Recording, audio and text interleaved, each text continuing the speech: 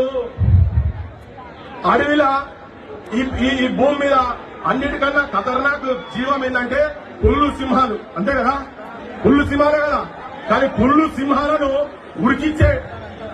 ఉరికించగలిచి కలిగేవి దున్నలు, మన దున్నలు. ఇవి తిరగబట్ట ఉంటాయి, అవి మొత్తం అన్ని మలుచుకొని పోవాల్సిందే.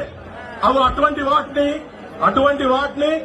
వాటిని డొమెస్టికైజేషన్ ఆఫ్ యానిమల్స్ అంటారని, వాటిని సాధు జంతువులుగా తయారు చేసి మావోడు ఒక్కరు ఇట్లా పట్టుకొని ఇట్లా అంటే ఒక 10 పులులను నింపడబడే దాన్ని ఇట్లా పట్టుకొని లేపుతున్నారు. ఇట్లా కాదు, ఆ సౌరక్యము, ఆ కమిట్మెంట్, నిజాయితీ కావచ్చు, నిబద్ధత కావచ్చు, ఇవన్నీ నేను మీకు ఒక విజ్ఞప్తి చేయదలుచుకున్నా.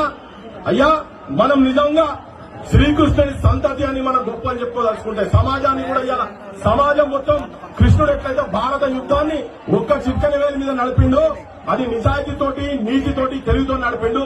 మనం నిజంగా కృష్ణుని నిజాయితీ మన లోపల ఉన్నదనుకుంటే మాత్రం మీరు ఇయాటి నుంచి దీక్ష ఉండండి. నేను యావత్ యాదవ యువకులకు మొత్తం విజ్ఞప్తి చేస్తున్నా.